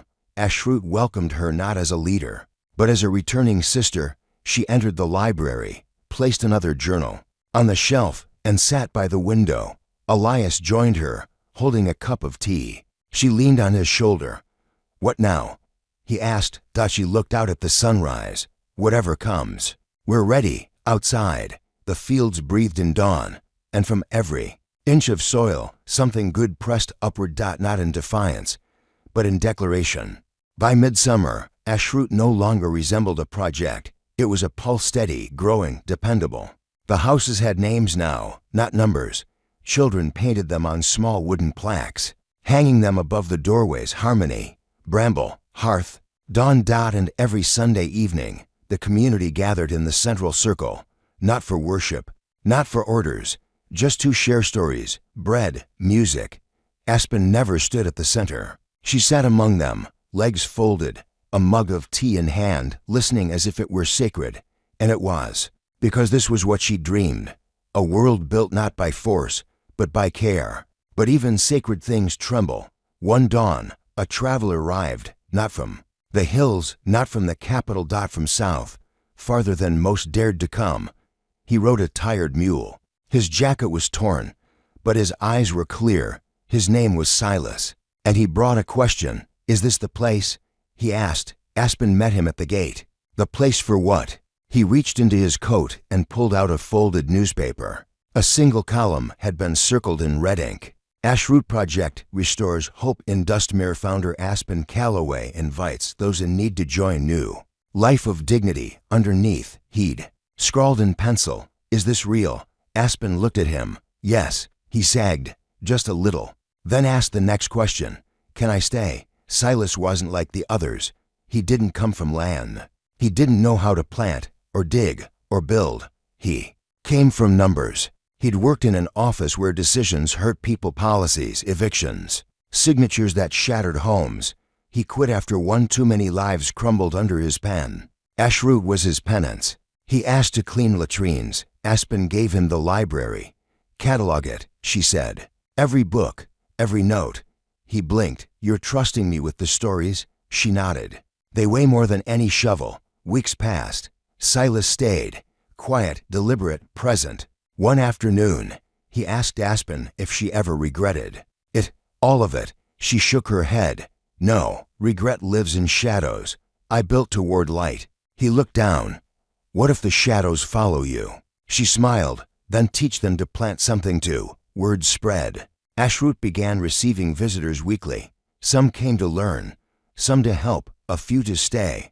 One woman, Marin, arrived with nothing but a violin and a swollen eye. She played in the evenings. Children fell asleep to her lullabies. Another deacon used a wheelchair and refused to let anyone pity him. He taught others how to fix the train for all feet and wheels. They became threads in the quilt. Not guests. Family. But the world watched, too, and not all eyes were kind. A developer from the East sent letters, first warm, then insistent. Offers of funding, partnerships, land-sharing programs. Aspen declined every one, eventually. The letters turned sour. You're squandering opportunity, one said. No, Aspen wrote back. I'm redefining it. They stopped writing, but she knew silence could be more dangerous than words. That fall, a sick boy arrived, 12, feverish, barely coherent, left at their gates with no note. Aspen brought him in. So did everyone. They bathed him, fed him, sat by his side for nights on end. His name was Corwin. He spoke of hunger, of wandering, of being told he didn't matter. Ashroot told him he did. By winter, he ran across the fields like he'd been born there. Elias built a swing behind the main barn. Corwin helped Together they sanded the wood until it gleamed. Aspen watched from a distance, heart full and heavy. "You ever feel like this won't last?" Elias asked her one night. She looked at the stars. "Everything ends, but not everything dies. Some things become legacy." Trouble came again. Masked this time. A stranger in the night, cutting fences. Another, spreading rumors in neighboring towns.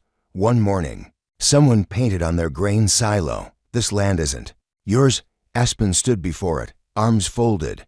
The community gathered. She didn't raise her voice, didn't condemn. Just said, "They're right." Double quotes, gasps. She continued, "This land isn't mine, it's ours, and it always will be." Then she handed a brush to Corwin. "Cover it." He did. With gold. As spring thawed the last frost, Aspen received another letter, handwritten, from Finch. No return address. Just a question.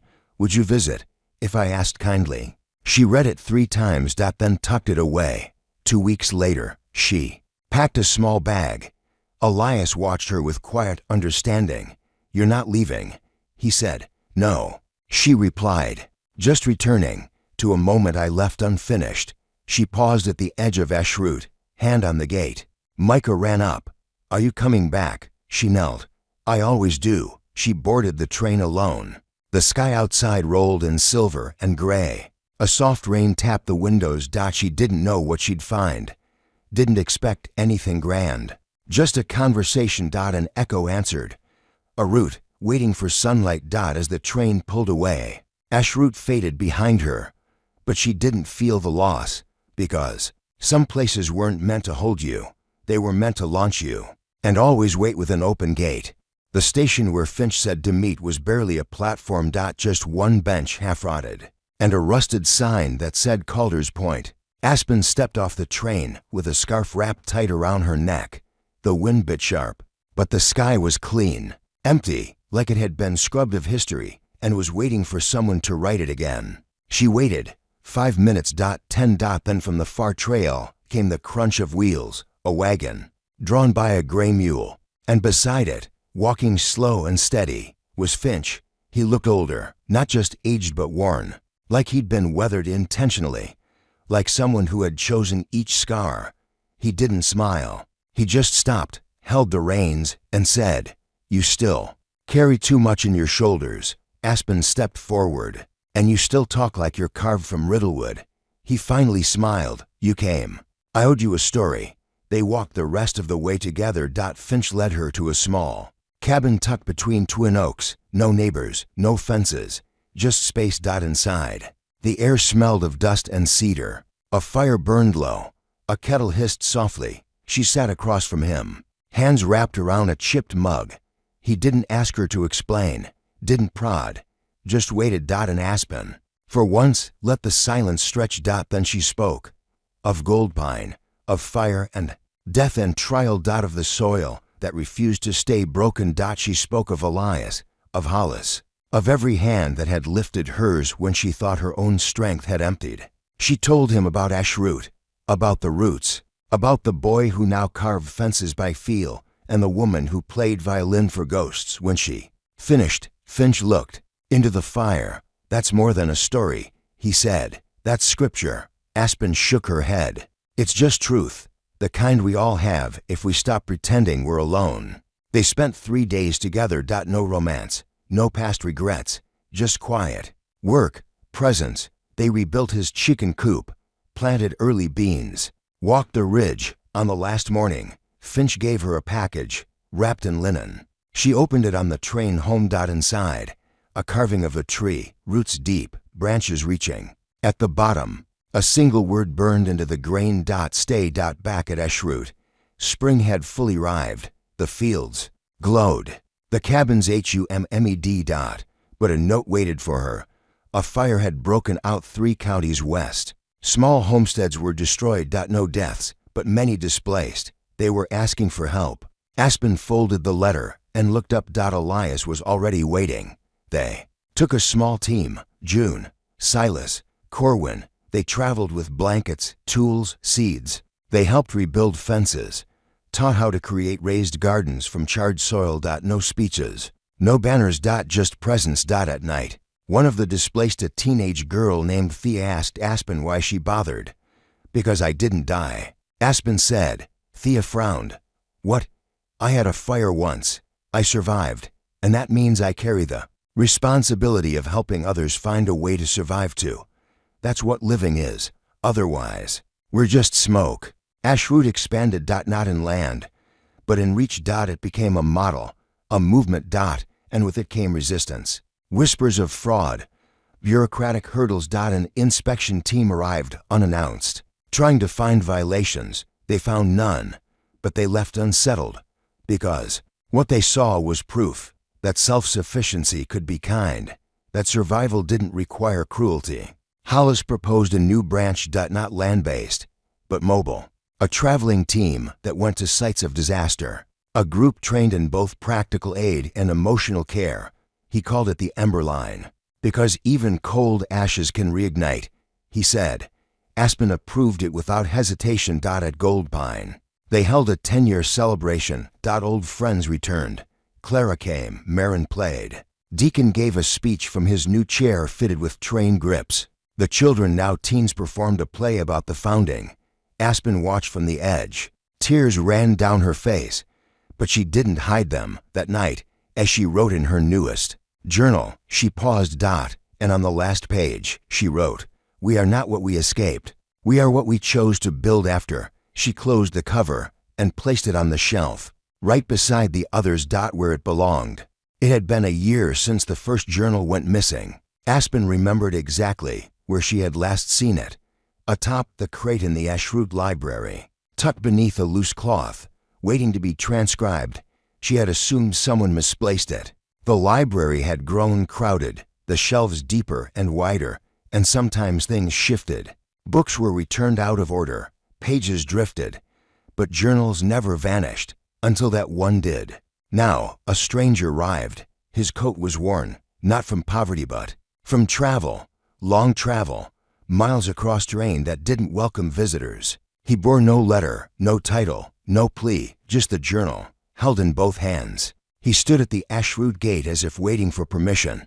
Aspen walked out alone to meet him. He extended the book. "It made it farther than you imagined," he said.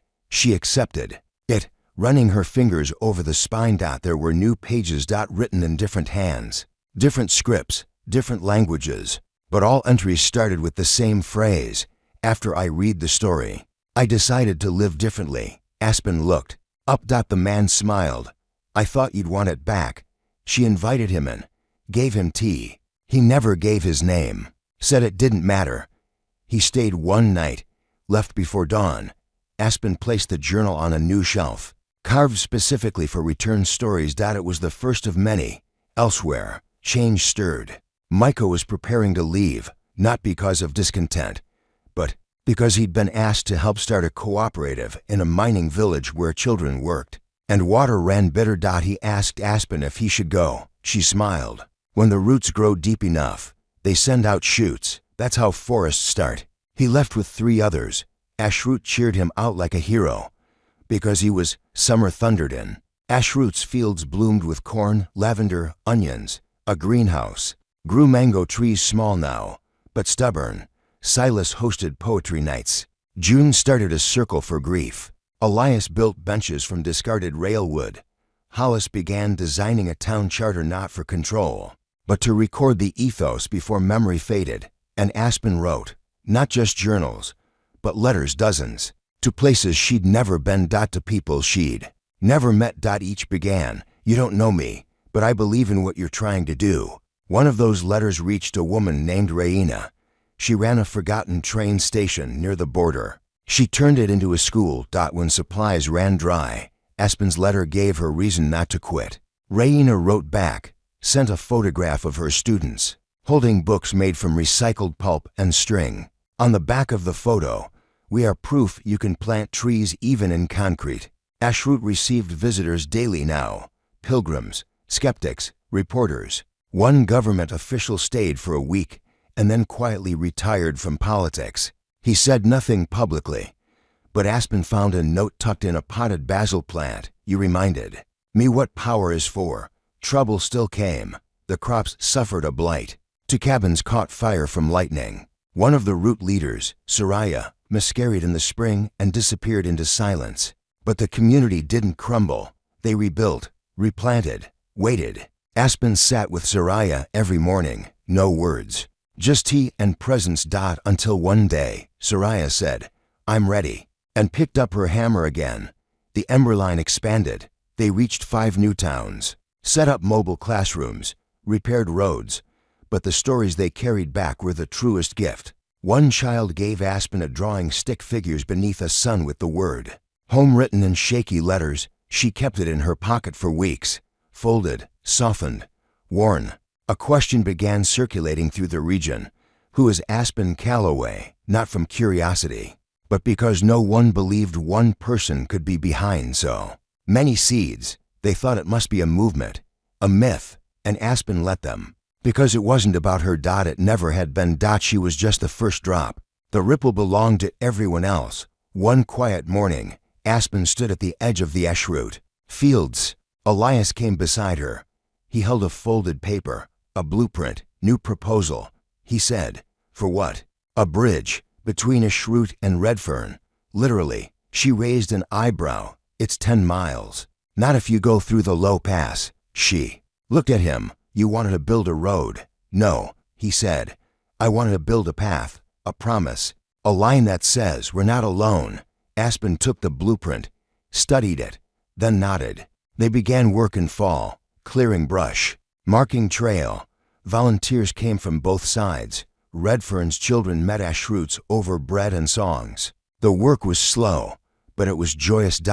And when the final plank was laid, they named it not after Aspen, not after Clara, not after any founder. They named it the Together Line, because it was, and because from it, others would follow. The Together Line held through the first frost. Snow clung to its beams, softening each step with silence. Aspen stood in the center of the span one morning, wrapped in her cloak, the wind pushing gently at her back. Below her, the river whispered, unbothered by time. Round her, the scent of pine and new lumber mingled in the air. She wasn't alone. Children passed, sleds dragged behind them. A woman from Redfern stopped to hand Aspen a dried apple slice.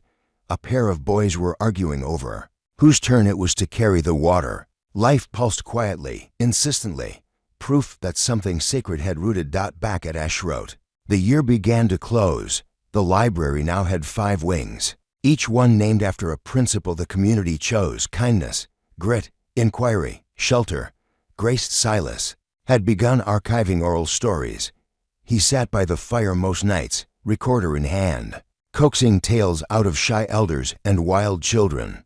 June turned the empty west field into a reflection garden. Stones arranged like ripples, each one etched with a word donated by a resident. Aspen's word was, remain. Letters arrived daily, not just seeking advice but offering it. Solutions to problems they hadn't yet faced. Invites to speak, requests for mentorship, reports of new villages, collectives, farms, all echoing Eschroot's soul in their own dialect. But one letter caught her breath. It was from Finch. Written shakily, almost brittle. My time is near, it read. I've done my share, but I want to see the fields one more time before I go. Aspen left the next morning. She found Finch thinner, paler, but still sharp-eyed. They sat on his porch in silence. He refused a chair and instead perched on an overturned crate. Still stubborn, she teased. Still right, he replied. She handed him a jar of honey from Eschroot. He smiled but didn't open it. Keep that, he said. Some sweetness should outlast the teeth. They watched the sun settle behind the hills. No heavy words, just presence. When she left the next morning, he handed her a slip of paper. A single line, never mistake stillness for surrender. She cried quietly on the train home. At Eschroot, the mood had shifted. Not dark, but reflective. Corwin had turned 17. He wanted to explore the coast, see boats. Aspen gave him a map, a journal, and a compass passed down from Hollis. He cried, hugged every route member before departing. Will I still belong? He asked Aspen. Always, she said. We don't lock the gates behind you. We leave the porch light on. That winter, a new threat rose, not fire, not storm. Disinformation. Someone online posed as Ashroot, using its name to lure funds, spread division, twist its mission. Aspen called a council. They discussed legal recourse, but in the end, they chose transparency. They launched their own public archive, a living, breathing digital trail of every choice, every failure, every update. No perfection. Aspen said, just honesty. Micah sent word from the mining village. They had named their new cooperative Stone and Seed, because that's what we had, he wrote, and what we needed. He included a drawing of their first mural, hands planting into rubble. Ashroot framed it. Redfern began hosting a monthly summit. Representatives from settlements miles away gathered to trade ideas. Aspen watched from the back. No speeches. Just witnessing. Clara spoke once, nervous, but clear. She said, I grew up thinking land was something to own. Now I know it's something you answer to. The room fell silent. Then stood in applause. Elias built a bell, hung it by the together line. No clapper, just a note, ring with touch.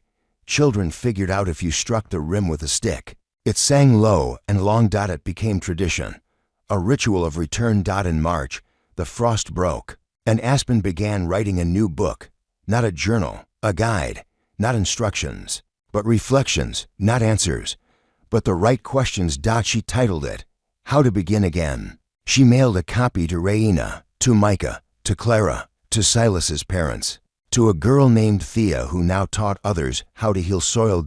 And one to Finch, though she knew he'd never read it. April brought wind, and with it, the first request to send Ashroot's model overseas, a war-torn province, a shattered port. Aspen paused. Then called a meeting. They decided not to export the idea, but to send people. With hands, hearts. Not as saviors, but as listeners. The first team departed under the banner Root Light, not to recreate, but to collaborate. To ask what was needed, not assume. To remember the first rule of planting, soil first, then seed. Ashroot's single quotes s days stretched longer. The river ran clear. The library expanded again. And Aspen, older, not tired, sat with June one evening. They watched fireflies shimmer over the garden. June said, you ever think about stopping? Aspen smiled. Every night, and every morning, something new asks to be held. Later that week, she found a child asleep beneath the library table, holding a book she hadn't written. She left him there, covered him with her shawl, and walked outside. The bell hummed in the breeze. The together line stood firm. And beneath it, the world kept walking, together. The first heavy rains of May soaked Ashroot in quiet. Not ruin, just rest, the kind of long, soaking storm that made the soil feel cradled. Roofs drummed with rhythm, windows blurred with streaks. The library smelled like pine and wet paper. Aspen walked barefoot through the garden paths, hood low, arms tucked close. There were no chores this morning, no meetings, just presence and the rain. Inside the greenhouse, Elias was replanting cucumbers. A fungus had taken the old batch. Instead of anger, he hummed, things die. That's their first kindness. The second is that they teach us how to live differently. Aspen laughed. You sound like Hollis. He smirked. He says I stole that from him. You probably did.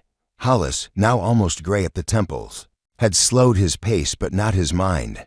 He taught twice a week in the kindness wing, his lectures drawing in both children and visitors. His newest lesson, the ethics of staying. Anyone can leave, he told them, but not everyone knows how to remain. He wasn't talking about place, he was talking about people. About showing up, about keeping promises long after the applause faded. June had begun mentoring a boy named Kellen, 9 years old, missing to front teeth, sharp as flint. He asked questions no adult dared to. One morning, he looked at Aspen and said, why don't you build a castle instead? She blinked. A castle? Yeah, for protection, for watching. That's what important people do, right? Aspen crouched to his level. We don't need a castle. Why not? She tapped his chest gently. Because we're not guarding treasure, we're growing it. He didn't fully understand, but one day, he would. Clara sent word. Redfern had opened a free bakery. No price tags, no cash box, just shelves of bread and a sign that read, leave what you can, take what you need. Aspen visited. The bread was soft, rich with rosemary. She left behind a book. Inside, a pressed flower, a recipe for wildflower jam, and a note. This is also nourishment. The Emberline returned from their latest journey with stories of floods and recoveries, of villages that now built levees as community projects. They brought back tools, drawings, a stack of thank you letters. One child had written in bright crayon, "You fixed the ground, but also my heart." Aspen posted it on the barn door. Right beside the old message, "We bend, we do not break." Raina sent her first apprentice to a shrewd teenager named Malu, quiet but always listening. She shadowed Aspen for 2 weeks, then asked, "What happens when you're gone?" Aspen didn't hesitate. "Then you stay, or someone like you does. The place doesn't need me, it needs memory rhythm. Renewal." Malu wrote that down, then stayed. Silas published the first Ashrut reader, a hand-bound collection of essays, poems, questions, and failed blueprints. They didn't print a price. They called it a conversation. The first copy was sent to the same official who once tried to shut them down. He sent no reply. But Aspen heard he left government entirely and built a compost center in his city. The library hit its 1,000th volume. They celebrated with candles and stew. Everyone brought a book. To donate, Aspen offered her very first notebook, the one she'd carried from Gold Pine. She placed it on the shelf labeled Origins. No ceremony, just a breath and a quiet thank you. Trouble came again. A drought threatened nearby farms. Ashrut sent engineers, shared seed variants that needed less water, built cloud collectors. And taught not with arrogance, but with the humility of fellow learners. Aspen reminded them, if we teach without listening, we're just planting stones.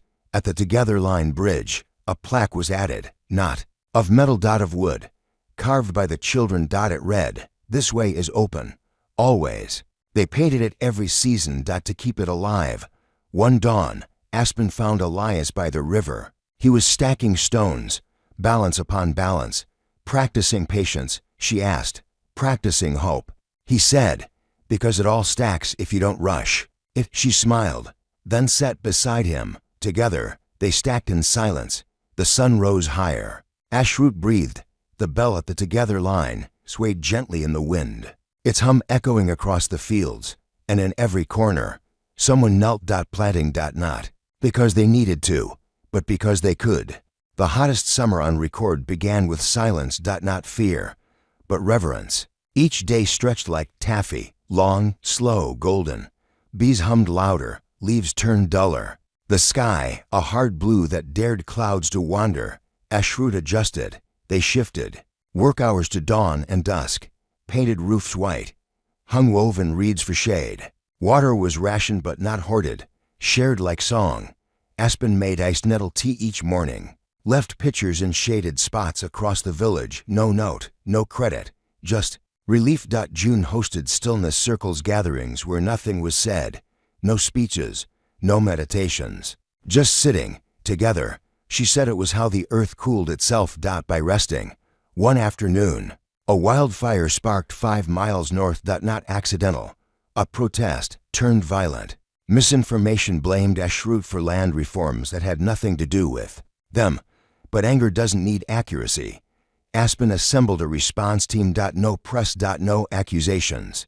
Just help. They saved 2 homes. Lost a barn. Ashrut's own name was spray-painted on the ruin. Liars. Aspen stood before it. Did not flinch. Let it stay, she told Elias. People should see what fear creates. He nodded. But later, Clara quietly painted over it. With a dove, the Emberline returned from a refugee camp in the east. Children arrived weeks later. Thin, scared, mute. Ashrut welcomed them without question. They built a new cabin, hearthwing. Micah came back to help. He carried calluses and stories and a new tattoo, a tiny sprouting seed behind his ear. It hurt. More than I thought, he admitted. Aspen smiled. Most growth does. Corwin sent a postcard from a port city. He'd found work charting tide maps. His handwriting had changed. Mature, measured. He wrote, "Every time I see a light tower, I think of you." Aspen kept it in her journal. Taped beneath a pressed bay leaf, Silas announced he was leaving. Not forever, but to follow a poet's trail across the mountains. Someone needs to document the magic up there, he said. He handed Aspen a bound copy of all his Ashroot recordings. Put them where ears will find them. She hugged him tightly. No ceremony. Just grace. Trouble whispered again. Not through fire or lies, but through fatigue. People grew tired. Even of goodness, even of peace. Aspen noticed shorter tempers, quieter meals, the absence of song. She called. A council. Not to fix. To listen. What they found was not fracture. But friction. The price of building something soft in a world that prized sharp edges. June suggested a festival of pause. A week with no projects, no growth. Just joy. Aspen agreed. And so they danced. Children decorated lanterns. Clara baked 3 kinds of cake. Elias taught whittling to anyone willing. They slept late, ate slow, and sang again. By the end, no solution had been solved. But the air felt lighter. And Aspen said, "That's enough." One night, a storm rolled in fast. Lightning struck the main barn. Flames took the roof. But no one panicked. They formed a line. Buckets, blankets, hands, shouts only to direct. By dawn, the fire was out. The barn was gone. And Aspen stood before the ash with her sleeves rolled up. She said, "Let's build it back. Not as it was, but as it needs to be." And they did. A girl named Selma, 10 years old, asked if she could paint the new barn. They said yes. She painted wildflowers. Hundreds, each a different color, shape, height. When asked why, she said, "Because no 2 of us are the same." Aspen cried when she saw it. Not because it was beautiful, but because it was true. More letters arrived. This time, from people Aspen once knew before Ashroot. Strangers made familiar again. A cousin recovering from addiction. An old teacher, newly widowed. A former rival, now soft with age. They didn't ask for help, just connection. Aspen wrote back to each one. Not advice, just presence. At the end of the summer, Aspen sat with Hollis. He was older now. Slower. But the fire behind his eyes still burned. He said, "Did you ever think we'd make it this far?" Aspen looked out at the village, the paths, the gardens, the laughter. "I didn't think we'd make it at all," she said. He laughed. "Then it's even better that we did." That night, a comet passed. The entire village stood together to watch. No one spoke. No one moved. And as the sky burned white and wonder filled, Aspen whispered to herself, "This is what happens when you don't give up." The stars didn't reply. They didn't need to. The silence had already become legacy. Fall arrived like a hush over Ashroot. The days shortened.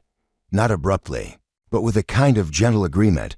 Apples hung heavy on the trees. Winds carried the scent of cinnamon and mulch. The rhythm of the land shifted not to slow, but to deepen. Harvest was not just about reaping. It was about remembering. Aspen walked the eastern orchard, hand on bark, eyes tracing the sky. Leaves tumbled down like confetti. And she welcomed the reminder. Even endings can be celebratory. Elias joined her. He held a notebook. Thought we should start cataloging the old seeds. Some of them have gone back 5 generations now. Aspen nodded. We're becoming memory farmers. She said. He smiled. Better than forgetting. In the kindness wing, Silas's recorded stories were being transcribed by new volunteers. Micah organized an annotation system. Raina sent index cards with tiny illustrations and flower petals pressed inside. Ashroot's history was no longer oral. It was living ink. It stretched like a braid, each voice woven, each chapter echoing a different root. But not all growth was easy. One afternoon, a young woman named Hesse, new to the village, quiet but curious, disappeared. Her cabin untouched, tools still in place, a shawl left on the porch. Panic stirred. Search parties formed. Aspen led one herself.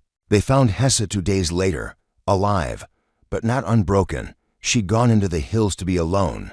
Old memories had surfaced, loud ones, unwelcome ones. She didn't ask for pity. Just silence. Aspen gave her that, and her own blanket. Later, Aspen wrote in her journal, "Healing isn't always visible, but it leaves tracks like dew." In late October, Ashroot hosted its first storytelling festival. No theme. No stage.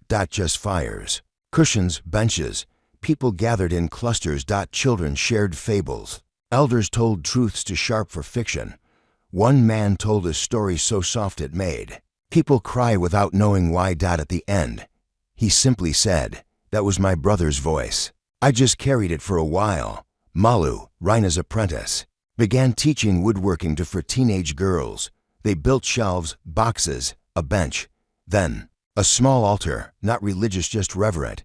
Atop it, they placed a stone, a feather, a dried rose, and a folded note that read, "For what we carry quietly."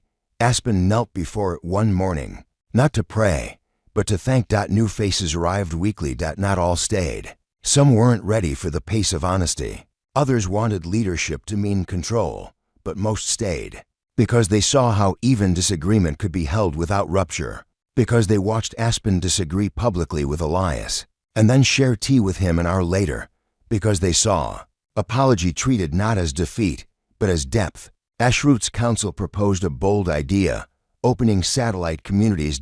Not as replicas, but as echoes, each to have its own rhythm, its own soil-tested truth. Clara was the first to volunteer. She chose a riverbend valley to counties over. She called it Threshlight, because it's where we sift. She said, "And what remains is what matters." Aspen hugged her goodbye at the together line. "You'll make something that doesn't need me," Aspen whispered. Clara smiled. "That's how I know it's time." The together line itself had aged, boards replaced, bolts tightened, names carved. Children still ran across it yelling echoes. But one morning, a new sign appeared at the entrance, not official, just nailed gently by someone with care. It read, "If you're tired, walk here. If you're ready, run." Aspen touched the wood. Didn't ask who wrote it. Didn't need to. Rain returned. Soft, consistent. Ashrut smelled of moss and burnt sugar. Someone had baked late into the night. June said, "It's how grief leaves the body, in scent, in warmth." And Aspen nodded. Because some truths don't need unpacking. They just need agreement. In her cabin, Aspen lit a candle, opened a new journal. On the first page, she wrote, "Some places you build, others you become." She looked around. And for the first time in a long time, felt like both. End of part 17. The first frost of the year came quietly. No storm. No warning. Just a shimmer on the leaves. A silvering of the rooftops. The kind of beauty that stings when touched. Ashrut woke early that morning. Children raced to leave boot prints in the ice. Elders watched, wrapped in thick shawls, sipping slow coffee from handmade mugs. The fire pits came alive with storytelling again, steam curling up with the smoke. Aspen stood at the east window of the library, her breath fogging the glass. She didn't feel cold. She felt awake. Elias repaired the greenhouse insulation. Malu built frames for emergency blankets. June taught winter preservation workshops. And Micah returned with barrels of late root vegetables, some misshapen, some sprouting. All good. He said, "Growth doesn't need to be perfect." Aspen kept that line, scribbled it on a slip of paper, taped it to the barn wall. Next to it, a child had drawn a crooked carrot with a crown. Threshlight sent its first letter. Clara's handwriting was firm. "We're not Ashrut, but we're honest, and we're learning." Today a child brought a bird with a broken wing to our meeting. No one knew what to do, so we sat with it until it calmed. I think that was enough. Aspen read the letter twice. Then smiled. Silas returned for a visit. He was leaner, weathered, happier. He brought a satchel filled with stones, each one from a place I stopped. Some I slept on, some I skipped across rivers, one I just liked the shape of. He placed them on the shelf in the library. Labeled the collection, proof I was here. The Festival of Paws became tradition. This time, they expanded it. Each day themed. One for memory, one for silence. One for surprise. One for silliness. One for grief. One for feasting. One for nothing at all. Aspen spent her grief day alone in the old eastern clearing. She sat where Finch once told her to remain still, where Clara once wept, where Corwin once sketched birds. She brought no journal. Just herself. She returned lighter. Ashrut's council began planning something bold, a 10-year seed vault. Not just of crops. But of stories, one of each resident. Recorded, encased, preserved. Not for nostalgia, but in case memory itself ever frayed. One morning, Aspen found Soraya building a sculpture in the south field. Scrapwood, wire, fragments. It was confusing. Asymmetrical, sharp in places, open in others. What is it? Aspen asked. Soraya didn't look up. It's how healing looks to me. Aspen didn't ask more. She just stood beside her.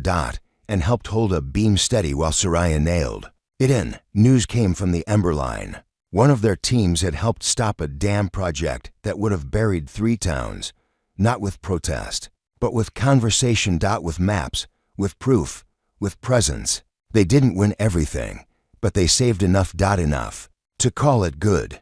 Clara sent a second letter. This morning a woman I've never met showed up with a basket of eggs. Said she heard we treat people well. That's all. Just wanted to give something back. I cried after she left. Aspen folded the letter and placed it inside a hollow of her journal cover. She carried it with her the rest of the day. Elias proposed building a windmill. Not for power, but for symbol. Something that moves even when we're not pushing. He said they started with old bike parts and bent gutters. By week's end, the first prototype spun wildly in the wind. Children called it the whirler. A visitor arrived from the coast. An artist. She asked to stay the winter. Not to teach, just to see. She painted murals on every blank wall she was offered. Each one told a silent story of gathering, of mending, of staying. One mural showed a tree with dozens of mismatched nests. Beneath it, the caption, "Even different birds need the same sky." Aspen wrote a letter to no one. Sealed it, labeled it, "For when I forget why we began." She placed it beneath a floorboard in the library. She didn't expect to need it, but just in case. As frost thickened, laughter thinned but never vanished. Ashroot simply grew quieter, like a held breath. Ready. Waiting. Rooted. And still. The snow arrived like a held note. Not crashing, just settling, feathers from the sky, gathering on rooftops and window ledges, blanketing the earth in hush. Ashroot didn't retreat. It adapted. Pots were cleared each morning. Soup rotated on the communal stove. Mittens appeared on every doorknob. Extras for those who forgot. And laughter, though muffled, still rose like steam. Aspen awoke to find a message carved into the frost on her window. Winter is not the end. It is the stillness before the bloom. No. Signature. Just knowing. She left a candle on the sill. An answer of sorts. The Ember Line paused their journeys. Snow made travel unpredictable. Instead, they taught winter workshops, fire building, emergency sheltering, herbal remedies. Micah carved spoons by hand and gave them to new rivals. Something to carry nourishment. He'd say, even if it's just snowmelt and hope. Clara sent a winter box from Threshlite. Inside, dried sage, a quilt square from a child, and a folded letter. "The season is testing us, but we're not breaking. We sing while we mend." Aspen placed the quilt square on her writing desk. Let her fingertips learn its pattern. Silas returned with a performance troupe, traveling poets, musicians, dancers. They performed under the old barn frame, bonfires crackling around them. The whole village gathered. Even those who hadn't smiled in weeks found their lips turned. A violinist played so softly it brought tears. Afterward, Aspen asked her what the piece was called. The woman shrugged. "It's not called anything. It's just where I've been." Ashroot's annual reflection circle was held in the main hall. Each person brought something from the past year. One by one, they stood and placed their item in the center. A broken trowel, a hat with a stitched patch, a page torn from a failed plan, a picture of someone who left. No speeches, just gestures. The fire did the speaking. Malu crafted a massive wooden ark to hang above the library entrance. Etched on it, "Let what you find here shape what you carry forward." Elias oiled the wood each week, even when the snow bit at his gloves. "I want it to last," he said. Aspen replied, "Then you already succeeded."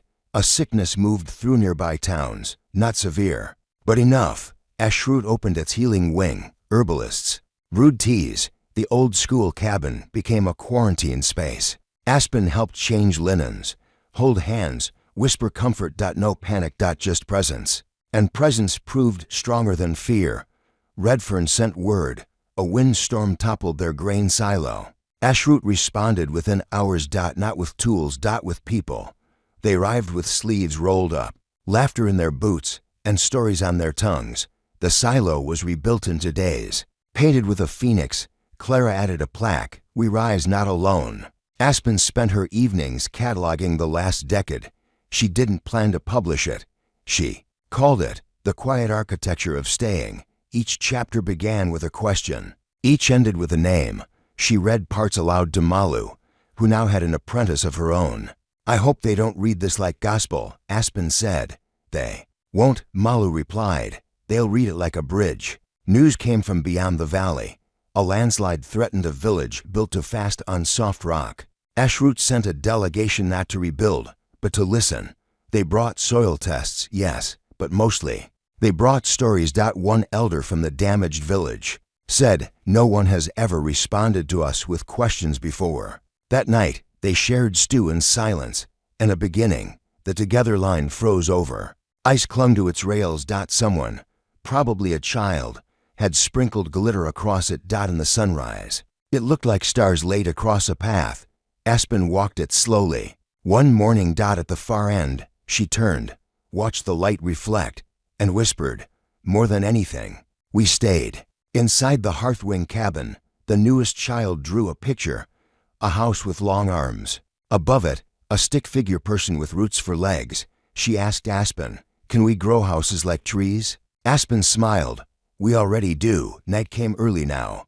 But Ashroot stayed lit. With candles, with fire, with one another, and in the darkness. No one feared what was next, because they had learned how to plant light, even in winter. Spring returned slowly, like someone knocking gently on a door they once fled through. Not bold, but certain. It began with thaw, then tiny buds. Then the wild hush of things daring to bloom again. Ashroot unfurled. Aspen watched from her porch as the first crocus cut through the frost. Yellow, defiant, stubborn with joy, she kneeled beside it, fingertips brushing the petals like an old friend. "Welcome back," she whispered. The village moved with a kind of reverent celebration. Not loud, not grand. Just slow. Deliberate. There were new plans. Yes, an aquaponics garden, a book exchange with Redfern, a sculpture path between cabins, but none of them rushed. "We have time," Elias said. He wasn't just talking about projects. Thrushlight sent an invitation, a spring gathering of all sister sites. Clara's idea. She called it Rootlight. Ashroot's council approved immediately. Each branch would bring a symbol, something not of value, but of meaning. Aspen chose a jar of soil from the first garden plot. Silas contributed a page from the original reader, annotated with notes from 5 hands. June offered a single, unlit candle with a label, for when the light must begin again. They traveled light, but full. Rootlight was held in a meadow by a lake. Dozens of small groups, all different in tone, dress, rhythm, but all carrying echoes of the same promise. To live wide, to hold gently. To grow without conquest. Aspen wandered from group to group. She met a young woman who ran a mountaintop shelter where silence was the only rule. A man who built gardens in prison yards. A child who had memorized bird calls for each cardinal direction. At night, they built a fire so large it could be seen. From the ridge, each group offered their symbol. No speeches. Just placement. Together, they built a tower from their offerings. Uneven, messy, stunning. Someone tied a ribbon to the top, not to declare victory, but to say, "We were here." Aspen stood beside Clara the next morning. "Do you ever think about what could have been?" Clara asked. "I used to," Aspen said. "But now I think about what is." Clara nodded. Then asked, "And what comes next?" Aspen didn't answer. She didn't have to. The wind answered for her. Back at Ashroot, things felt warmer. Not from the season alone, but from the return. People told stories of Rootlight, of the strange familiarity in strangers, of realizing the model they helped build had become soil for others. Aspen watched the children build a replica of the Rootlight tower from stones and leaves. She didn't correct them, even when it toppled. Especially when it toppled, they laughed. Then began again. A letter came from the coast. The artist who painted murals had begun a new community brush field. They wrote, "People come not to be fixed, but to be seen. And when we see each other long enough, we begin to paint our own truths. Aspen read the letter aloud in the library. Everyone clapped. Not for the words, but for what they meant. That summer, Aspen began hosting walks. Not lectures. Not talks. Just walks through old trails, down the Together line, past the orchard, now lush with fruit. Each walk ended at the first cabin ever built. She'd sit, say nothing. Then leave a notebook on the porch, write what you needed to hear. The first page said. People did, even when they didn't sign their names. A child named Ori asked Aspen if Ashroot would ever end. She crouched to his level. Everything ends, but ending doesn't mean failure. It means space for something new. Ori thought for a long time, then said, okay, but I hope it ends after I grow up. Aspen hugged him gently.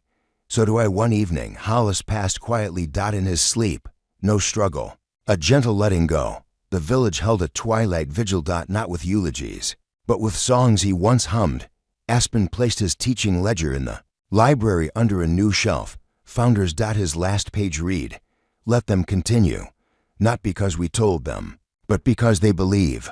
Winter returned and passed, and so did another spring. Ashroot didn't grow much larger, but it grew deeper. New cabins, new books, new moments. And then, one day, Aspen walked the Together line one last time. She left her journal beneath the center rail, wrapped in waxed cloth. Labeled, not instructions, just seeds. She didn't say goodbye. She didn't need to. Ashroot didn't depend on her presence. It depended on its roots. And they were strong. Years later, a child found the journal. They couldn't read all the words, but they understood the last line. You are not too poor to begin. You are too rich to stay hidden. The child ran to show someone, and the village began again.